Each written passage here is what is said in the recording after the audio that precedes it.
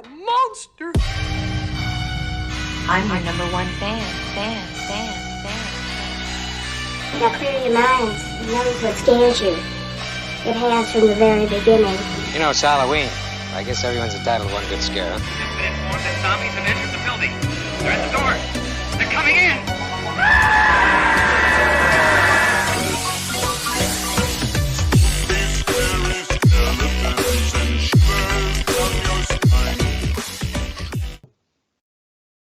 Hey everyone, welcome back to the Midnight Monster Corner podcast. I'm your host as always, Corey, and alongside me is my good pal Tony. What's going on, Tony?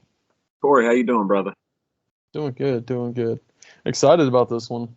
Yeah, me too, man. Me too. How you enjoying the weather? It's starting to get nice outside, dude. Oh, fall, man. Yeah, I was gonna say it's starting to feel like fall, especially in the morning. Oh my God, it feels so good outside. Yes, feels so great. There's been a couple mornings where it's been kind of like very chilly, actually, like in the 50s. Yeah, for sure. But then like this morning, it was like what, in the 60s, 70s. It was just perfect. And then of course the afternoon, the afternoon temperatures is great, 80s. I love it. They start getting higher. Perfect weather for me, right here. Yep.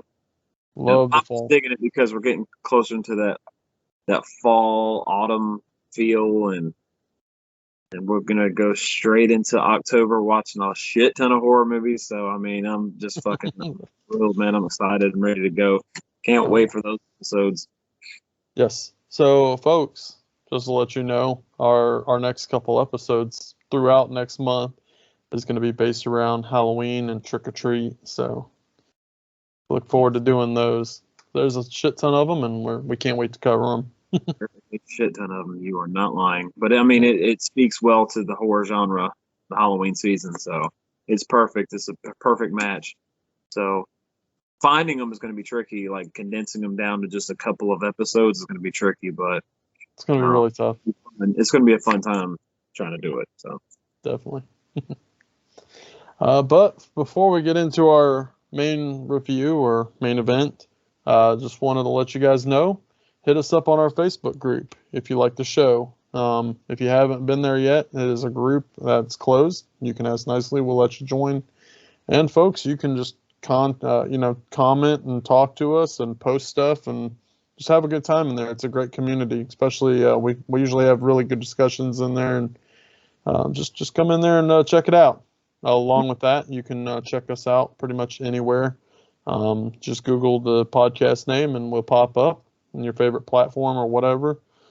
And folks, if you have anybody that likes horror films and you're a fan yourself, make sure to like, share, and subscribe and let your friends know. But with that, let's get right into it. But before we do, just wanted to give out, there is going to be a lot of spoilers on this one. Oh yeah. So we are covering Cujo, 1983, correct? Correct. Yes. Yeah, 1983. But yeah, so you expressed that this was a first time watch for you. This is, believe it or not, yeah. And this was pretty much a second time watch for me, actually. I think the first time I watched it was I was turned on to it at a very young age. I think about 12 or so. So, but yeah. So yeah, first thoughts, man.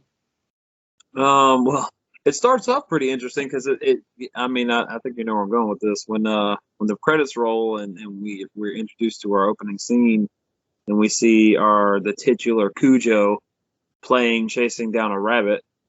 The score is very whimsical and it sounds like something out of like a Disney film or something. It's very weird. It's like that's not the way I expected the movie to start off. But of course you have to establish why Cujo turns rabid and why he essentially loses control of himself, because I mean they do a really good job of establishing that he's a great dog, that he's a very playful dog, he's a giant Saint Bernard. So I mean if you knew anybody that has a Saint Bernard or have had a Saint Bernard, they're just big teddy bears, man. They're great dogs. A friend of ours had a Saint Bernard for a long time. His name was Thor, and every time we'd go over to his house, we'd love that dog. He's so awesome. He's like a big kid. I think there was a few times where I stayed the night, and yeah, I'm pretty sure I slept on the floor and used him as a pillow. Yeah, Like, Thor. He was such a good dog, man. yeah, Such a. But he they're was like he was they're a character. yeah. So starting out, they established that he's such a wonderful dog, very playful. Um, Me and you were talking. And it's like it seemed like he was trying to eat the rabbit. From your perspective, I was like, it seemed like he was playing with the rabbit. Well, I don't know. from my perspective, it looked like a couple times like he had caught the rabbit almost. I'm kind of curious as to how many shots they took with that because, like from my perspective, I seen him chasing the rabbit, and there was a few times where he like got his mouth on the rabbit a little bit, and I was like, oh damn, like did he get it? So Could have, yeah. man. They could use multiple rabbits. Good show. I just wanted to point out though so we've been covering a lot of films with like monkeys and you know rats and stuff like that. And, um, you know how some of the stories and I didn't watch any behind the scenes stuff or anything like that with Same this here. review. Um, but I did want to point out the fact that how well acted this dog was on set. I mean, just the close up shots of him like growling and stuff. First things first, you could probably sit there and punch those dogs and they not budge. They probably look at you like, why'd you do that? You Yeah. know, they're the most tame and chilled dogs. I don't think I've ever seen a Saint Bernard that's aggressive. So to see one growling at a camera and stuff, and just the way that he acted and stuff, and and then pretty much 83. There was no CGI and stuff like that, so it was Just practical effects, you know. yeah. So Absolutely. so really good.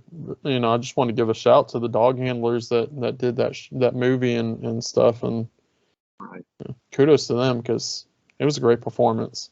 Well, from what I understand from our research, that Saint Bernards are kind of notorious. They're hard to work with when it comes to filmmaking, because they're very playful and they don't, they always want to have a good time. And I was going to point out there was a scene when I'm jumping a little bit ahead, but I just wanted to point out that there's a scene when Cujo is attacking our main characters and he's aggressively attacking the car. But I read behind the scenes where they had to literally tie the tail back because he was wagging because he was so excited because he was being playful and he thought it was a big game. So Oh. in order to make it more intimidating, they had to pin his tail back so it didn't look like he was playing, which I thought that was pretty interesting. I And then notated that because I notated that his tail looked weird in one of the shots. yeah, because you Okay.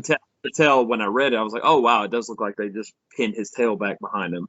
Yeah, because in all the other shots, you see he has a big tail, and then in one shot, it looks like he doesn't have a tail at all. Yeah, yeah. So it's Okay. definitely noticeable. But doing my research, I learned that they used about 4 dogs, and then they used a man in a giant like a dog costume for some of the attack sequences and stuff.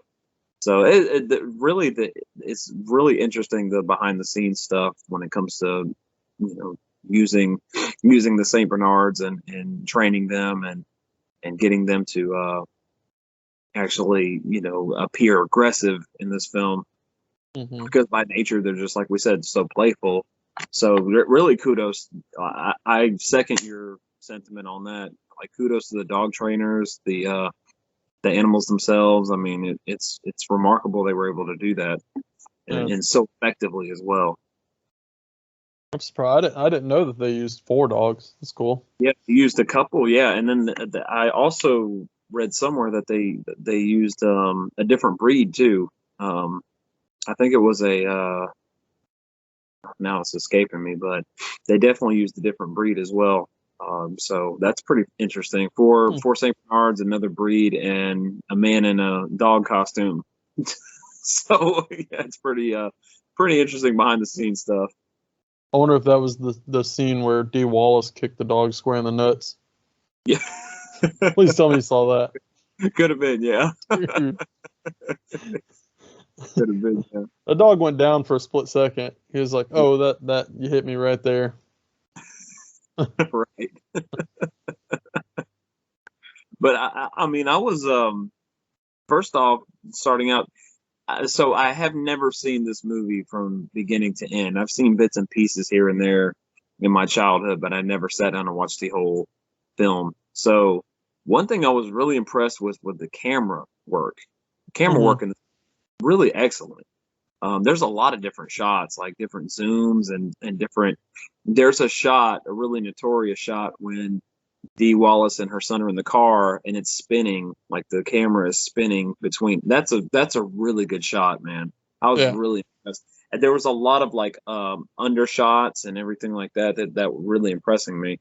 Camera work was fantastic. I had to point that. Matter of fact, I wrote that down a couple times in my notes. I'm like, damn, this camera work is amazing.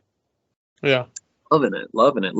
And then I did a little bit of research and found out that Jan DeBont was the cinematographer, and he directed Speed and Twister, and he's went on to have quite a career. So it's not entirely surprising finding that out. But yeah, I was really impressed by the camera work, man. It was phenomenal. Really good stuff. Yeah. That's I agree with that. The cinematography was amazing. All the different shots were really good. Even for a 1983 film, the quality that you get, the lighting, stuff like that. It wasn't a dark film. It really wasn't. What's the word I'm looking for? I guess like faded, almost. Even the stuff like in the daylight and stuff like that. The shots were actually really good. I really loved pretty much I wouldn't say demise, I would say the situation, the breakdown. You start seeing them get like worse and worse in the car. I mean, you got to think they were probably in that car, 3 or 4 days? Right. Yeah. Well, that's one thing I wrote down in my notes is like it's kind of left ambiguous how long they were in the car, because I was wondering for a long time, like, how were they able to get along without water, food? I know they weren't in the car for 5 days, because remember, the wife was going on a 5-day trip. Yeah, I believe so. Yeah, I remember hearing about that. So so it is less than 5 days.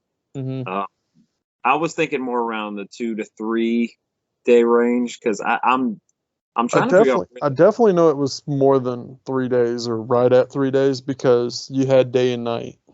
Yeah, well, there was a lot of shots like that too, because it was really playing on the psychology of Dee Wallace, who, man, Dee Wallace acts her ass off in this movie. She is absolutely phenomenal. This might be her best performance. Yeah.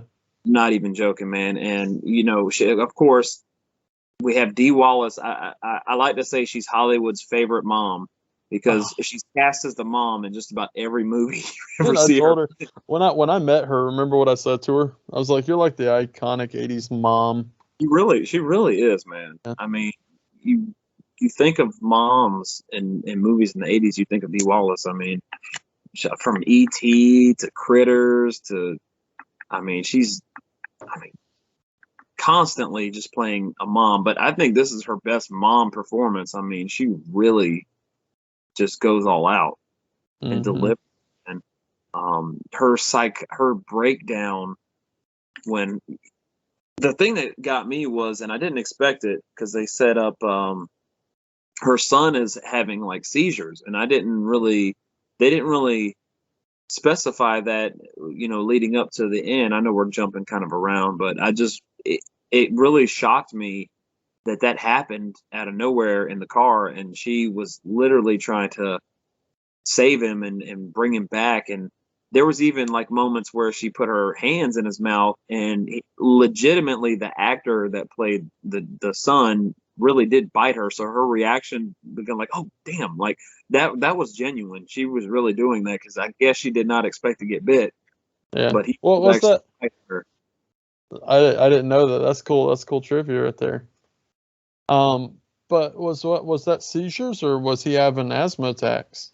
I looked up what was going on, because I was like, well, it looks like he's kind of like spazzing out a little bit and having like a stroke or something. And I looked it up, and it was seizures. So apparently his character suffered from them. but it didn't really set that up. So it came kind of out of nowhere, and I didn't expect it. And I was like, well, what the hell's going on? Is it he's doing that because he's just being dehydrated? Well, You know, you can have them because of heat illness, I believe. maybe that's it. I mean, So, exposed to it's being out there and just the sun baking you for mhm. days. I mean, it's possible that could have induced it. And a hot Um, ass little Pinto. Not sure if there was like a family history of that, and he Yeah. just I don't know. I wasn't quite sure, but her reaction was quick, and she really. So that's what made me kind of think maybe he has suffered from this in the past, and that she just knows how to deal with it.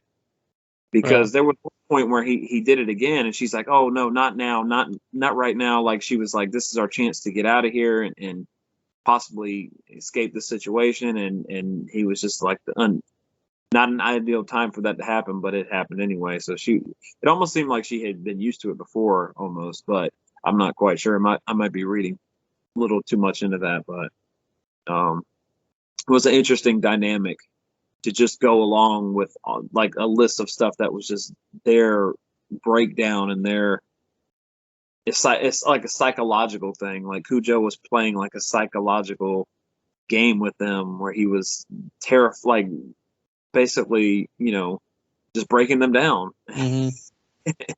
and wearing them thin. Yeah. It was pretty fascinating. Well, Cujo knew that eventually they were going to have to either die in the car or leave the car. Yeah. You know, Cujo was very smart, which that's the thing. Logically, I believe, like literally, when you have rabies,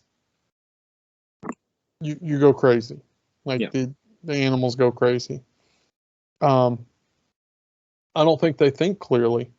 Yeah. So to have a dog that's got rabies and thinking clearly, um, I don't know. I think it's a little far fetched for me. Yeah. Um, Could be a little bit of a stretch there. Yeah. it Because I mean, is.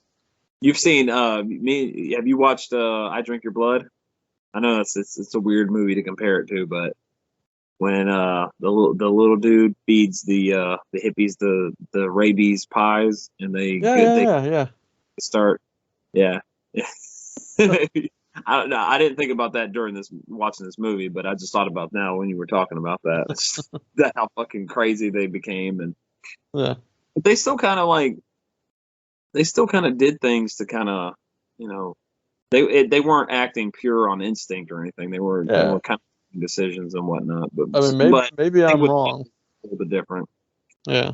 Maybe I'm wrong. I know that when like animals get rabies, they act aggressively because a lot of things bother them really easily. Yeah. Well, And they showcase that in this film because exactly what I was gonna sound say. drives them fucking crazy.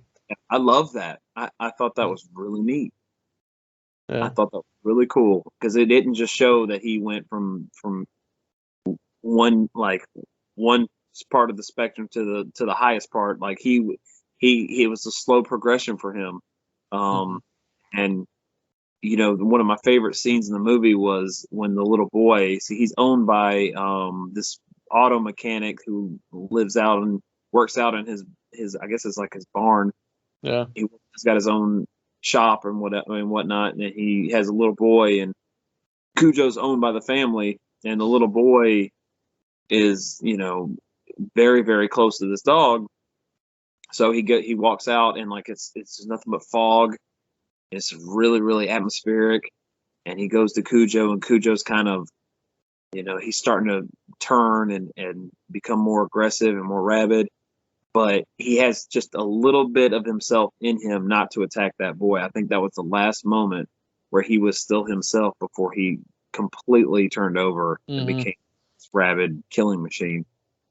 And I thought that was one of the most like gnarly shots, not gnarly shot, that's bad phrase, but that was one of my favorite shots in the movie and my favorite sequences is that Hmm. like fog shrouded, like him having the last bit of himself before he became this pure rabid beast.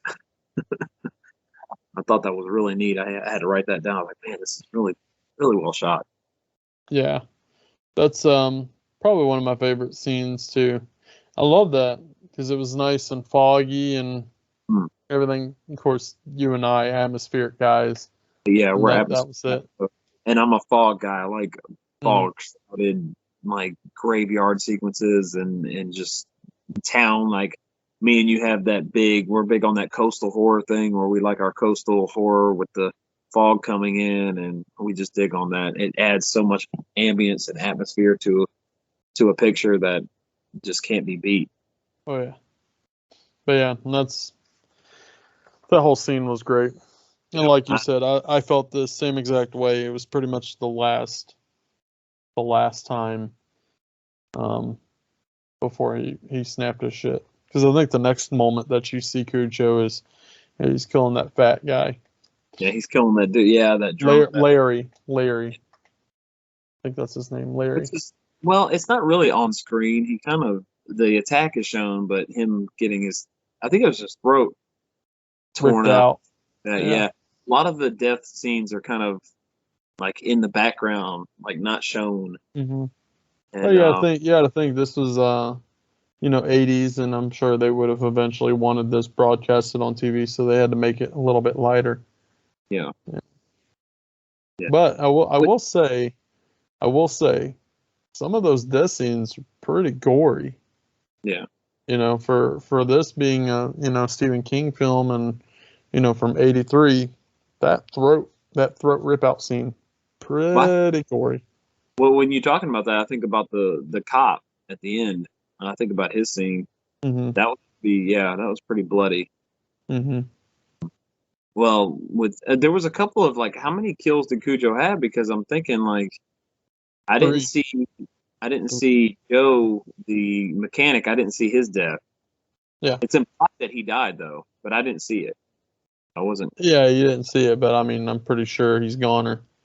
Okay, yeah. And then there was the mailman. I think if not, that was a missed opportunity because they could have killed off that mailman. Yeah, I remember he got stopped by his supervisor or whatever. Yeah. Because he went to go deliver out there, and then his supervisor was like, "Oh, I sent a letter for him to come pick that up."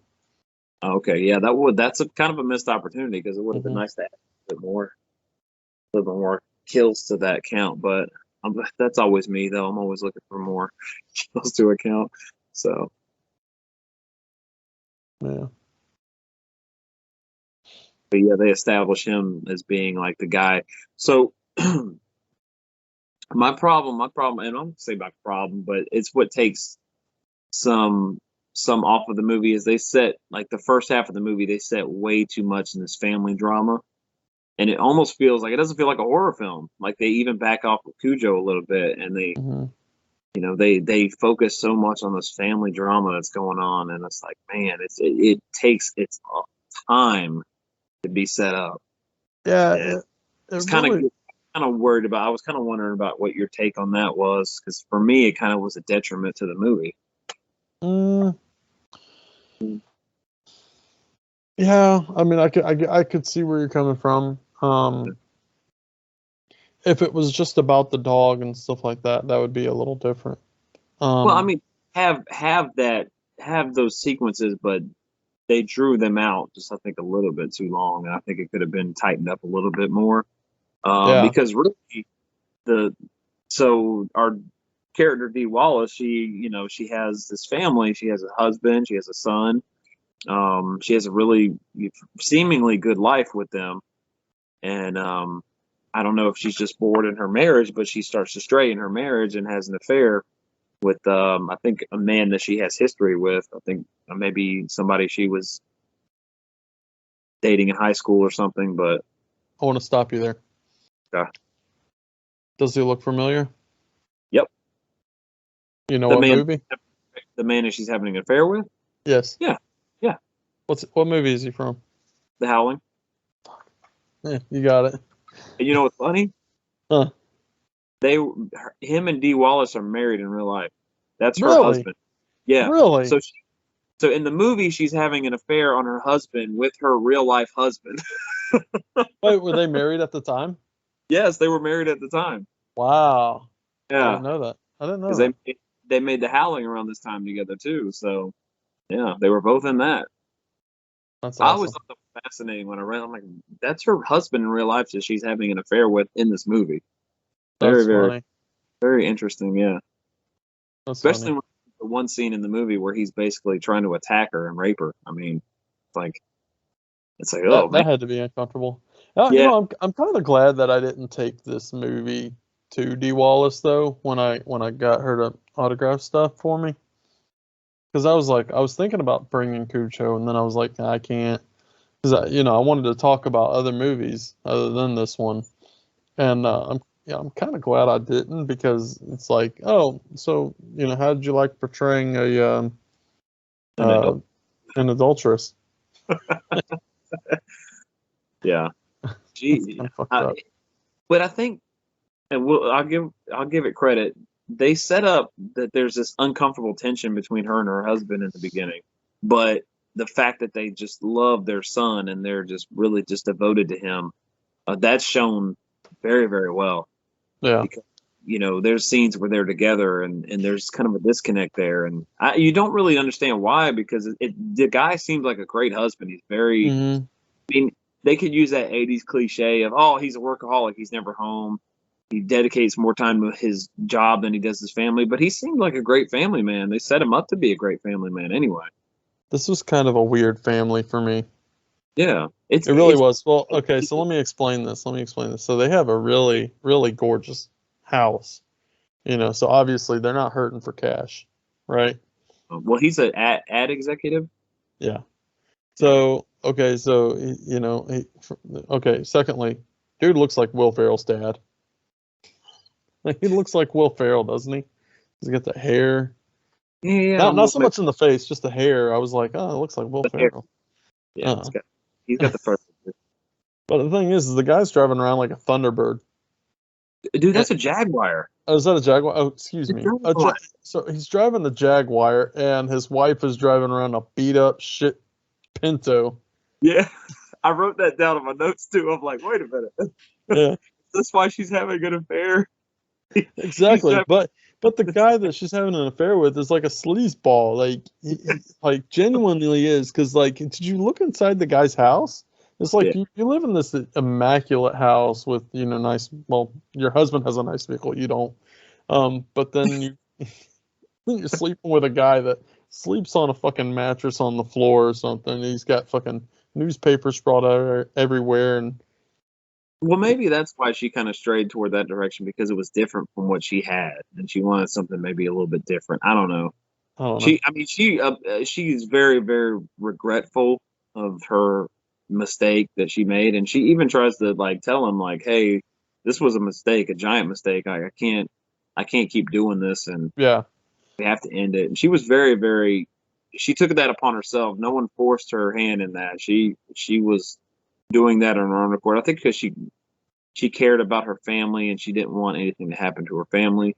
Yeah. Because even when there's that scene where he's leaving to go on this trip, and she kind of waits until he's right at the edge of the driveway to run after him and tell him like, "Hey, I know you have suspicions, and I'm telling you now that I've completely called this off."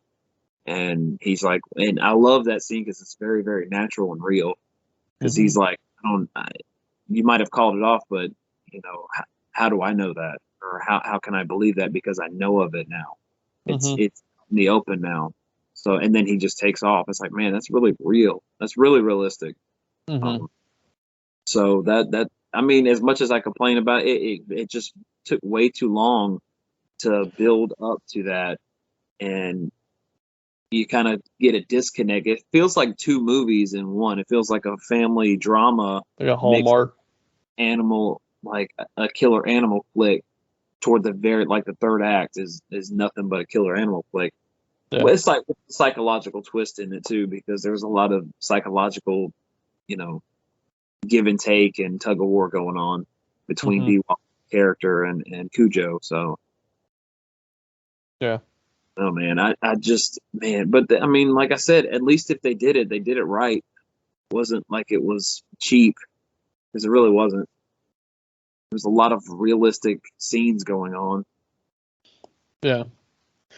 One of the things that I notated was, Did you notice the scene where the husband? So he drives by, he sees his wife and this gentleman out in the street. They're kind of fighting, and he turns around. He takes so fucking long to turn around.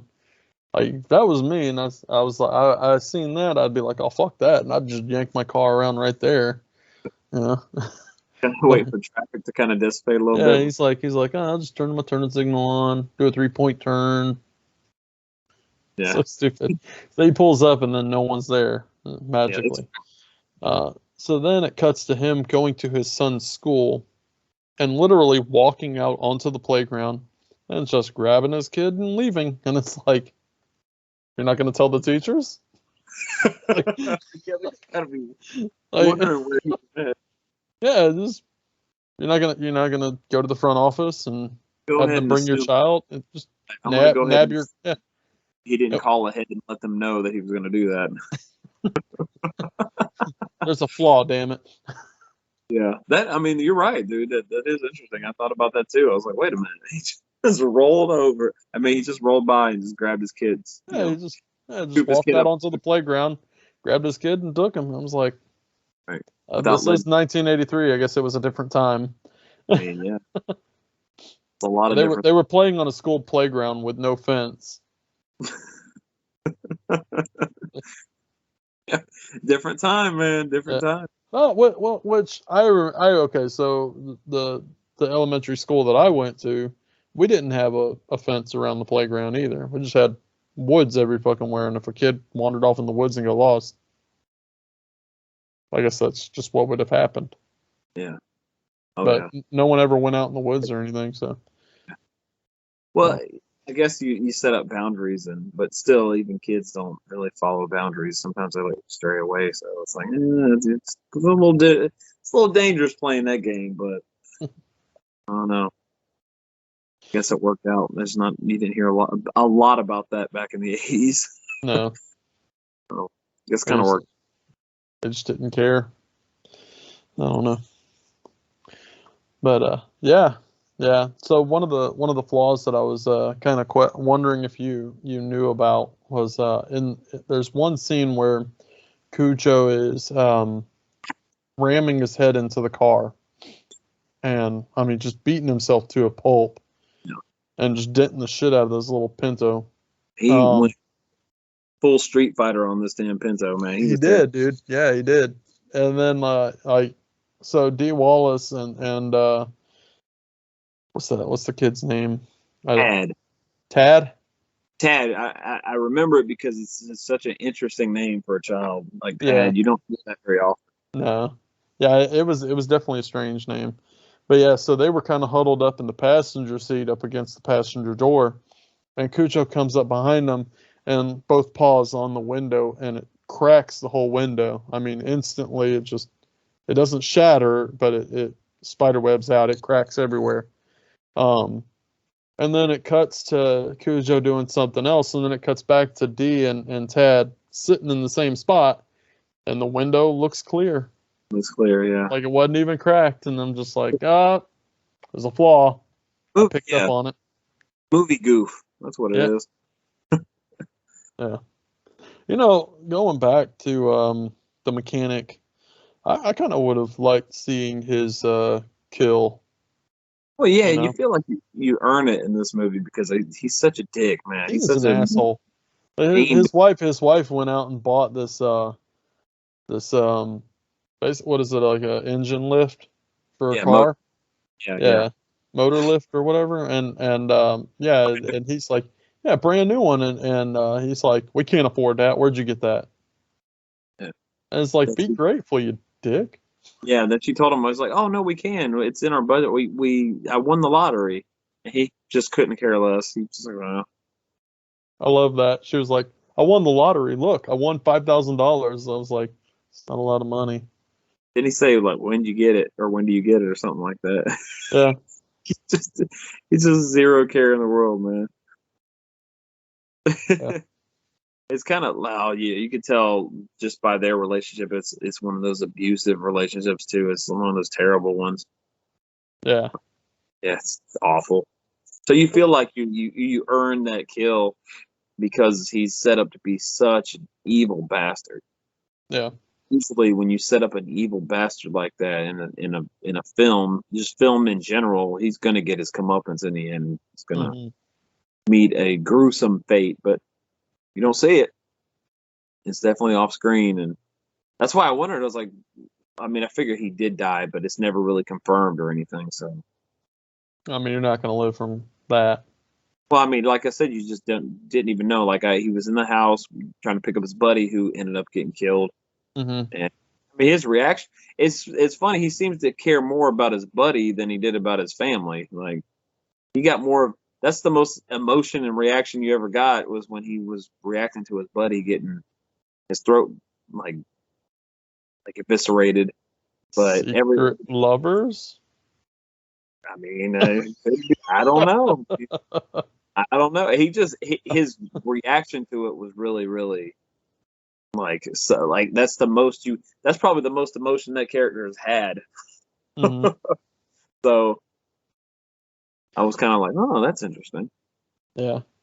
Gives more of a shit. He cares more about his buddy than, and I didn't get anything past them. There's just like two sleazeball dudes that like to go around and party and have a good time and stuff, and Yeah. that's all out from that.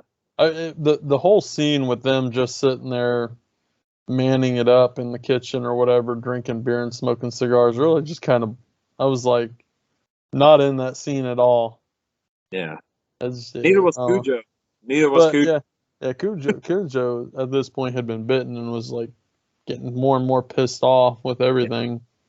Yeah, he was not having that spot that moment. I think he sought out Larry. He wanted to kill Larry. Yeah. Well, he definitely wanted to kill. Yeah, he definitely did want to kill him. He was. It was like almost like a hit. Mm-hmm. It was more business than anything for him, but I don't know, dude. This is an interesting film. It really is, and I'm glad I finally got to see it like from beginning to end, not just piece it all together. Because I always remember that, man. And there's an effective ass jump scare in this movie too with Cujo when he first jumps on the car.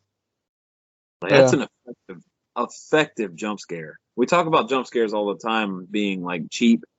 That one's definitely not. That one's earned. Mm-hmm. Really, really good. I'm sure that's got to be on like one of those top 100 scares in a horror film or something like that. That's probably. There. Yeah, because you don't suspect it. No, you don't. It just happens all of a sudden. Yeah. Yeah, and then the best thing about it is the reaction from Dee Wallace's character and her son's character. I wonder if they knew that was going to happen, or if it was all, kind of planned out to not tell the actor. That way they get a genuine reaction. Yeah. Well, the kid sold it well. The kid was genuinely terrified by everything, and I mean, even they set him up in the beginning where he's afraid of the monster, and I think it's closet. And his parents are like, oh, they tell him. His dad wrote down like a rhyme, which I thought was pretty neat, and he wrote it down because he wasn't going to be there to tell him because he was going on that business trip, and he told him, he's like, oh, I'll write it down for you, and then maybe your mom can say it. That way they'll ward off the monster, so you won't have to worry about it. And then I thought that was pretty neat. They set that up, and then Tad, the little boy, when Cujo was attacking them, he had a moment where he pulled out the rhyme and he read it out loud. I thought that was pretty neat. Nice little touch there too. Yeah. Yeah. The only thing that I don't like was the ending. I didn't care for that ending too much. Well, dude, you know about that's. I mean, I like the whole second scare thing because that's kind of a trope, Yeah. Just, I'm glad that she didn't just leave the gun on the ground. She actually took it with her, Yeah. But she showed that priority was obviously getting the son in the house and getting him hydrated and stuff like that. Getting him back to health. I think that was obviously the most important thing there. But what I didn't like was the fact that she also stayed in the car as long as possible, kind of helpless, and let themselves get in that position, That's one thing I didn't like. Well, it's almost like, following her character and her, her journey with with that whole situation. The best possible scenario, what to do. And there's one moment where I thought about it. I was like, well, when the cop pulled up, he was getting chased by Cujo, and you could see him clearly getting mauled in the background. I was wondering if she should jump in that cop car with her son and just haul ass and take off, because that cop car is running. It's not stalling out like this beat up ass Pinto was. I mean, it's ready to go. So I'm almost thinking like maybe she should have done that, or maybe, I mean, I guess her first priority was to get him water, because they were both severely dehydrated, and they did a good job on the makeup too with Dee, to make her look like she was starting to get like almost emancipated. And just, well, she probably also had rabies now too, because it's contracted through saliva and stuff. So she did, and I mean, I guess she gave it to her son too, because she was doing the mouth to mouth on him and everything like that. So it's like, well, your first initial priority is, of course, to save your child, and I get that. Definitely had her shit together when it came to that. Like, she, there's one moment where she flipped out, and I thought that was a very genuine parent thing to do, because I've seen, like I said, I'm a parent. I've seen parents do that, tell stories about that. Like, that happens, especially in a high pressure, stressful situation like that. Yeah. Sometimes you lose your cool, and you're not proud of it, but it happens. It's one of those things. But I know she probably got, I think I've heard that she had a lot of parents actually say that that's one of those moments where they remember the most from the movie, is because it seemed very real and genuine. Yeah. But I like, her priority is, of course, her like saving her son and getting him like some water and some attention, because he's just, this poor kid, man. The whole time, like, days of screaming and being like dehydrated, and like he went through hell. In the context of the movie, this kid went through hell. Of course, like, all that on top of that, having your mom yell at you and get stressed out with you, it's just like, man, this poor kid, he's going to be traumatized for the rest of his life. He's never going to, be around a dog again and feel comfortable. Yeah, that's one thing I said, because like in the beginning when he first met Cujo, it's like, well, he's now gonna have a serious problem. This kid's gonna get fucked up, like be fucked up. He's already got just fear of shadows being monsters in his room, and now he's face to face with an actual monster, essentially. Yeah. So. And I wonder, there was a moment in the movie where Dee was kind of like having a moment to herself, and I was wondering if they were going to play that angle where maybe this is her, all that's happening to her was maybe her comeuppance for her affair and her infidelity. Like, maybe she felt like she was getting punished because of her discretion and what she did. Because there was a moment where she's like talking and just like, please God, get me out of the situation. I thought maybe she was going to bring that up, and they're going to play on that a little bit more. I wonder if that was ever brought up or anything like that, but I just thought that was pretty interesting. Like, her feeling like, hey, this is my repentance for my indiscretion and what I've done to my family. I mean, to our situation. I mean, to get us in the situation. I mean, if it wouldn't have played out that way, I mean, there's scenarios where sometimes it's like a butterfly effect, and sometimes it's fate, and you end up in a situation where you are, and there's nothing really you could do about it. But if she wouldn't have had this problem and this setup, well, I mean, which is kind of funny not funny, but in a way, it's like, well, they set up this affair and this family drama and this stuff like that, and it kind of like, what does it do to the plot? Because she would have been out there anyway to get her car fixed, because they had established that her car was a piece of shit and needed to get work on, and her husband was going to go out of town anyway. So really, the affair really didn't add much to the plot. Well, remember, she before he left, she was like, "I'm gonna," because he was like, "The car needs to get worked on, but I got to go out of town." And she was like, "Well, I'll take it out there." He was like, "I'll take it out there when I get back." Mhm. There was dialogue between the two about waiting to take the car out there. Yeah. And she went ahead and did it anyways. So his mindset was, well, she was home, you know. Yeah. So, Yeah. and of course, he came home to find the house fucking destroyed.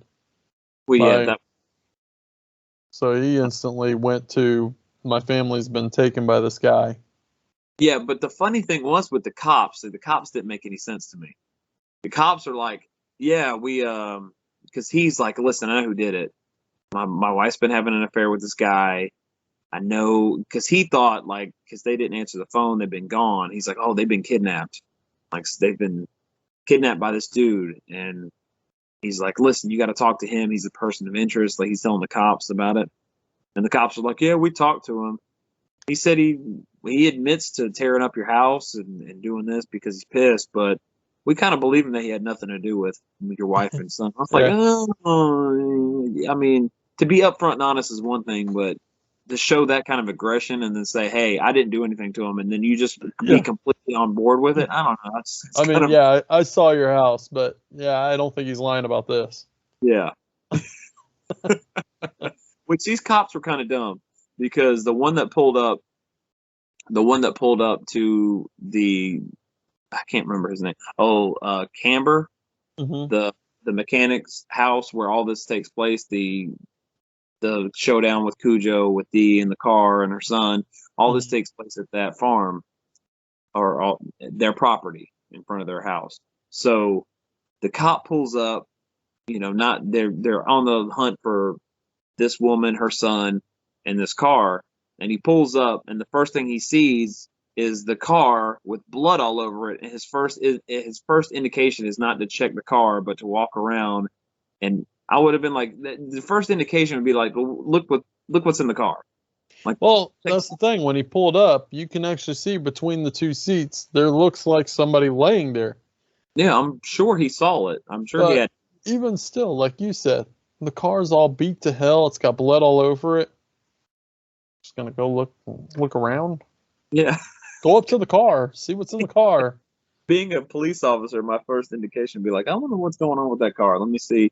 Let me start my investigation I'm there. kind of glad though that he didn't like break down the door to the car or anything like that, or bust the window of the car, because then it could have let Cujo in, and just Cujo could have had his way at that point, because they would have been helpless, Well, there was a moment where Cujo got in the car with Dee and was attacking her in the car, That was such a cool scene. and she was able to fight her way out of the situation and get him back out of the car. So clearly, she did it. She can handle him by herself. I mean, she was getting like beat up in the process. Like he got her good on the leg, and He bit the shit out of her. Yeah, I think she had collateral damage going on, but she was able to fight back. I don't know if it was pure adrenaline, knowing that he was that close to her son, and that extra incentive kicked in, and then she, because you hear that thing about, that adrenaline kicking in if a mom sees her kid in something, the car or something like that, she's able to lift it up to. You hear about that kind of stuff happen, and maybe that's just a certain situation where she kind of had a moment where she was able to do more, push herself further than she could have, just protecting her kid. I mean, there's indication. I mean, Cujo's a big ass dog. It's a Saint Bernard, and it's hard to fight a dog like that off, especially if it's got rabies. I mean, so there's a lot. There could be something to that, but she was able to do it before. I mean, and then she gets out of the car and she has that bat in her hand and she's just like, I mean, you feel bad for Cujo. I mean, the most tragic thing about the movie is Cujo itself. Like, he's just a happy, fun-loving dog. He sticks his head in this I guess a cave to chase his bunny, and then a freaking rabies bat bites him on the nose, and then it just turns him into a rabid beast. It's really tragic for him because he's a good dog. It's almost like Yeah. it's like an old Yeller situation. I mean, Oh, you had to go there. yeah, dude. I mean, that's No, the case though. I really love the dialogue that occurred between the mother and the son, because it's almost like they love this dog so much that they don't want any harm to come to this dog. And so there's dialogue right before they leave to go on their trip.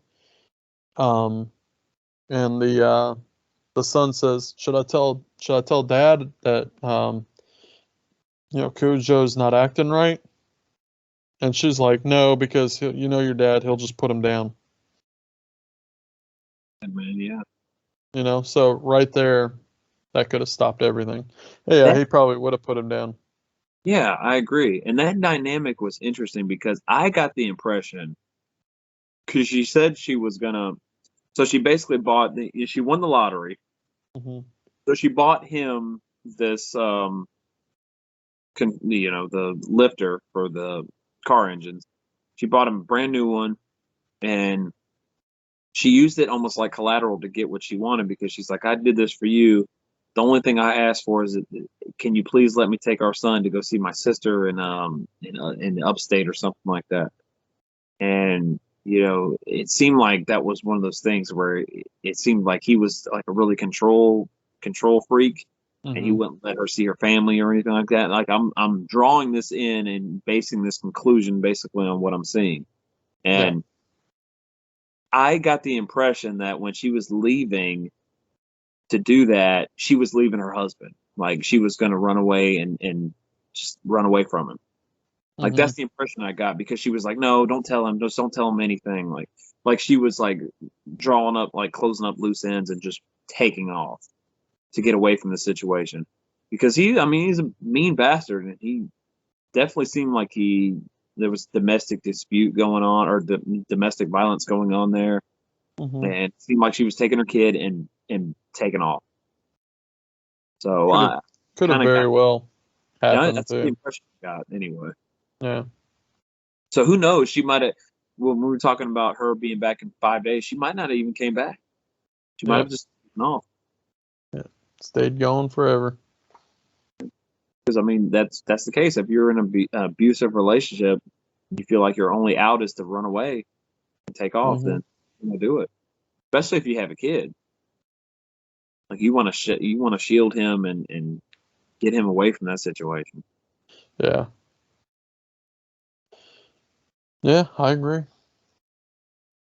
That's Interesting dynamics going on here. again theory. The theory, yeah. I There's mean, this. there's a lot of watching this and kind of making my own assumptions and stuff like that based on.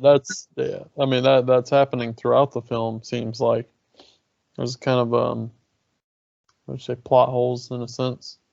Could be, yeah.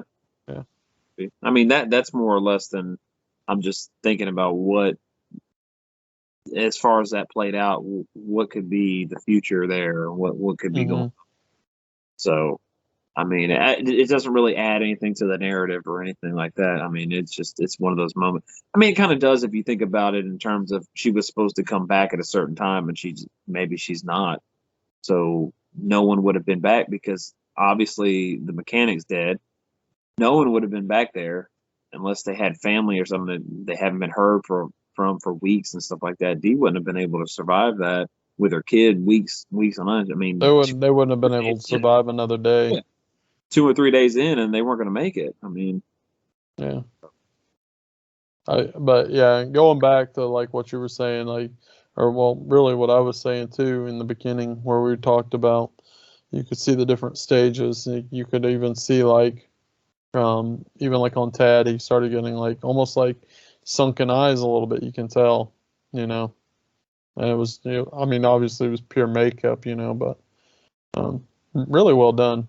Yeah, the makeup we didn't really talk about it this whole movie, but it's done really well. Not just so much the gory stuff. that's the funny thing about us is we on the podcast, we talk a lot about gore and special effects and stuff like that. We're talking about something completely different when it comes to makeup. Like, Hmm. the makeup effects in this movie are really well done to get them to look weathered and beaten and tape. Lethargic and lethargic, without water. They're dehydrated. They're starving. I mean, they haven't eaten anything, and even Cujo, like no one's feeding Cujo. I mean, so he's just waiting on that meal. So he's psychologically torturing them, like sitting outside the car and watching and waiting and biding his time and stuff like that. There's a lot of that going on in the third act. Attacking and then backing off and kind of watching and waiting and then attacking and backing off and waiting. Like there's a constant flux of that going on. Yeah. And it really adds to the tension, and this tension's really ratcheted up in that third act. I think it's phenomenal. Loved it. Yeah. One of the again to the makeup though, the progression of this disease on Cujo is awesome. I really love how dirty and disgusting they made him look, you know. Really At first did. it was just kind of like a little bit of ick and, you know, mud, and then it turned into like pus and just like nasty goopy shit all over his face. I think I even told you it kind of looked like some disgusting stuff. Yeah. Yeah. Some jizz. That's basically. You said it. Someone had to. That's what it looked like. It's all over his face. It was disgusting looking. Looked like Yeah, I he mean, had and then I like the fact that he literally just walked up to something and like you could just see blood come off of him. There's blood coming out of him everywhere. well, He I was mean, he was the really attack- nasty looking. yeah, Yeah. it looked great. And then the after effects with Dee and how the scratches and the bites and all that stuff on her, Mhm. that stuff looked really like by the time she came out of that house with her son, she met her husband at the end, like she was beaten and battered, and she had been through hell. Mhm. You could, and she wore it on her like completely. So I mean, kudos to them for doing that and making it look that damn good. Mhm. Yeah. Couldn't agree more. Yeah, but like I said, everything about this movie is really good. Yeah.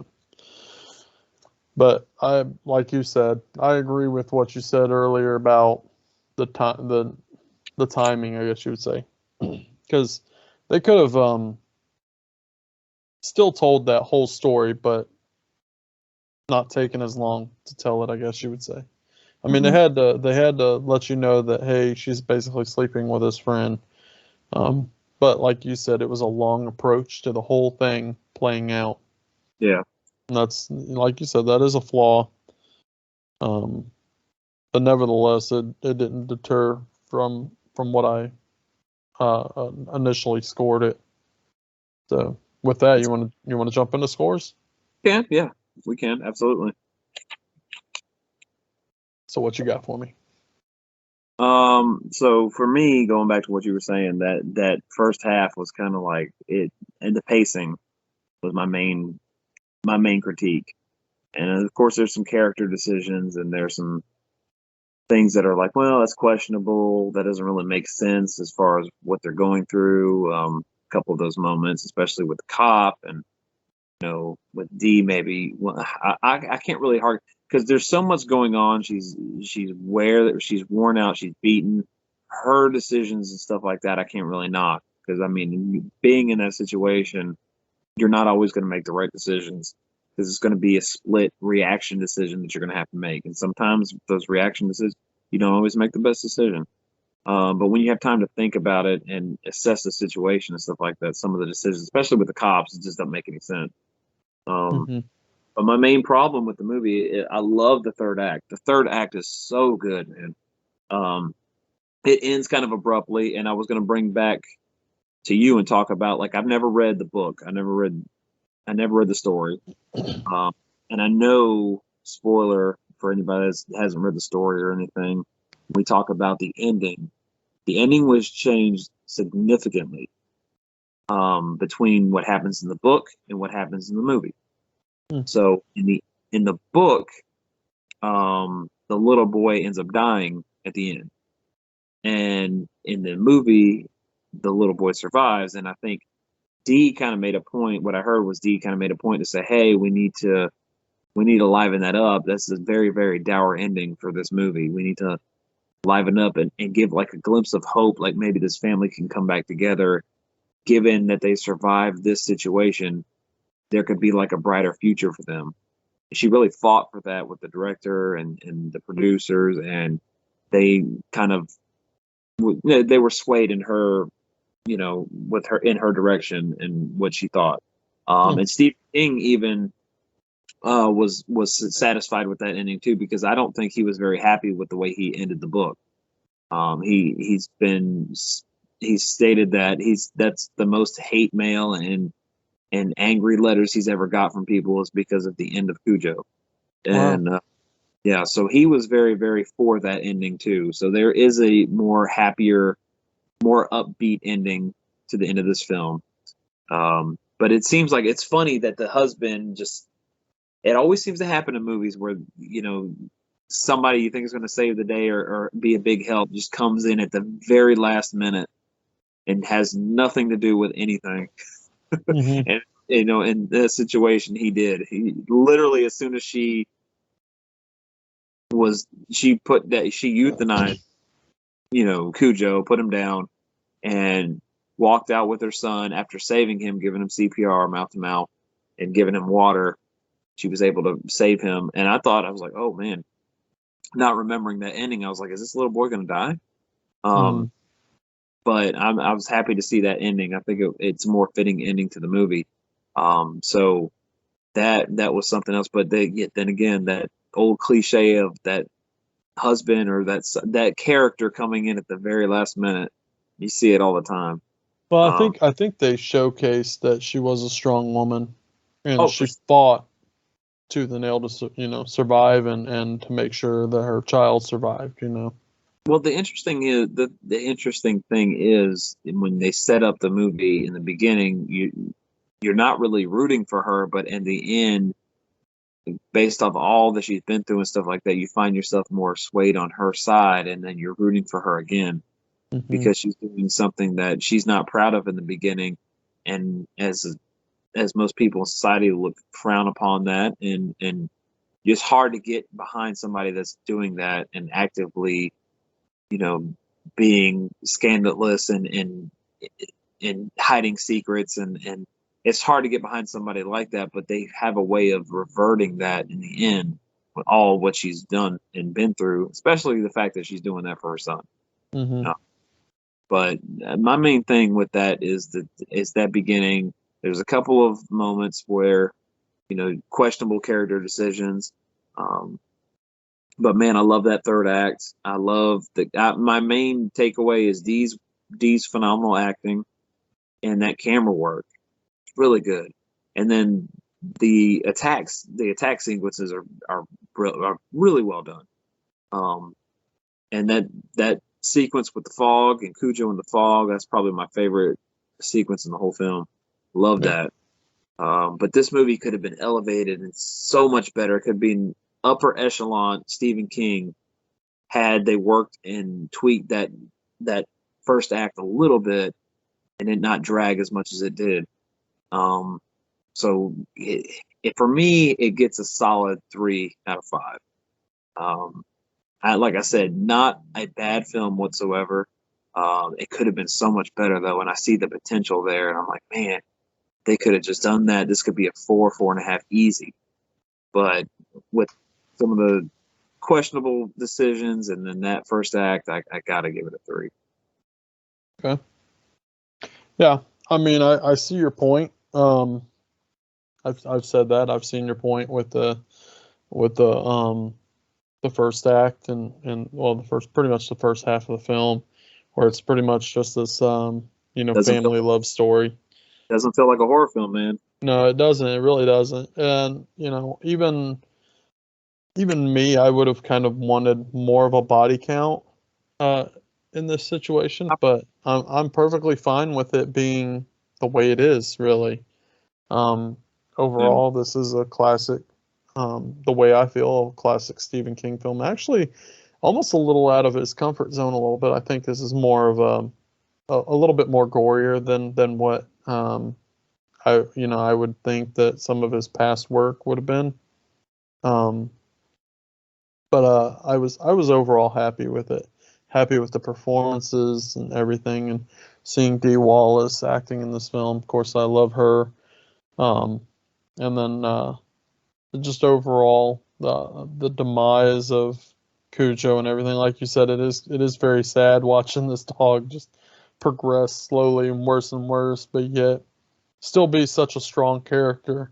Even though he's like, because he's eventually going to die. I think. I don't know that disease actually kills you, but it just, Then he comes back from it.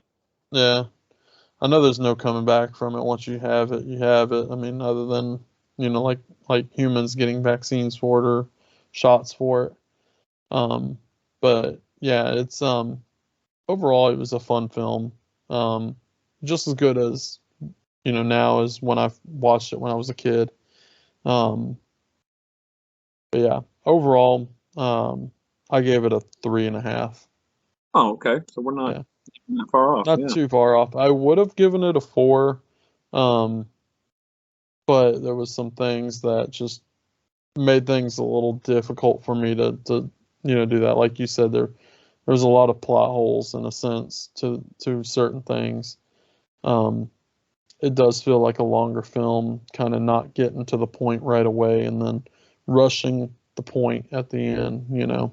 That's exactly right, Corey. You said it perfectly there. It seems like it was a slow build up, and then after that point, they just kind of rushed the end, and it didn't really take its time like it should have in the third act. And I really wish it did, or it did, because man, that third act, that's good Mhm. stuff. That's primo what I want from a Stephen King film, or a Stephen King story based in or put into film. Like that's what you want. Mhm. That's what Christine did like so well, man. Christine did that wonderfully, and I see this movie could easily been put there with the Christine if that first act wasn't as slow as it was. It could have been one of the so-called greats, but Mhm. they just the tweaking and the Well, it's and that's the thing. It is highly praised as a good film. it's A lot of people by no watch means it. by no means am I saying a 3 star is not a good film. No, That is no, no, no. solid. Yeah, no. It's just I think there's probably more expectation, coming from this film Yeah. than led on. Um, Overall, though, I can't definitively sit here and say it's a bad film, like you said. Yeah, Because it is a good film. yeah, absolutely. So, but yeah, yeah. Well, that about covers it. You got any more you want to add to it? No, I don't know if I covered it, but we have a little bit of a similarity here with Alligator, considering that they are both directed by Louis Teague. I don't know if I said that pregame or not, but it is kind of funny how that always happens to us when we're covering movies. We try to make it more random and stuff like that, but there's always some commonplace here, and I thought that was pretty interesting. But yeah, it's I thought that was pretty neat. Just wanted to share that. Um, but Dee, kudos to Dee. She Mhm. she killed it in this. I mean, she's phenomenal. Everything about her character in that third act is just man, just Mhm. top notch, dude. She was, and I wish she'd get more like people would look at it like, wow, like look at this film and see her deliver and just be amazing like she is. I mean, I definitely, like I said, if I meet her again, you know, hopefully it happens. But if I meet her again, I'm definitely gonna talk to her a little bit about her performance in this movie. Yeah, Now, I think next time I meet her, I would like to talk a little bit about this film. Kind of pick her brain. But given knowing the fact that the difference, because I didn't honestly know that about the book, because again I didn't read the book, Maybe I should, but yeah, going into this knowing the difference, that's interesting. And It, I know I'm really surprised that or well, I guess I'm not surprised. I'm I don't know what I'm trying to say, but basically Stephen King, when it comes to changing the story and stuff, I've heard that he can be pretty hard to persuade, when it comes to changing a story and stuff like that. Um, so yeah, I get that. And then I also get kind of it being too dark and bleak and everything. We did a review a while back on the Dead Zone, and if you remember, that was kind of a dark kind of ending in a sense, because he was killed in the end. You would kind of hope that he would live in the end. So in this case, the little boy lived and instead of died. And I think for that time period, for the 80s, killing off a kid in a movie was, kind of yeah, frowned upon too. So it's bad taste. Yeah, yeah. Um, but that stigma with Stephen King about his endings. I mean, he's always heard it like his endings not being the best.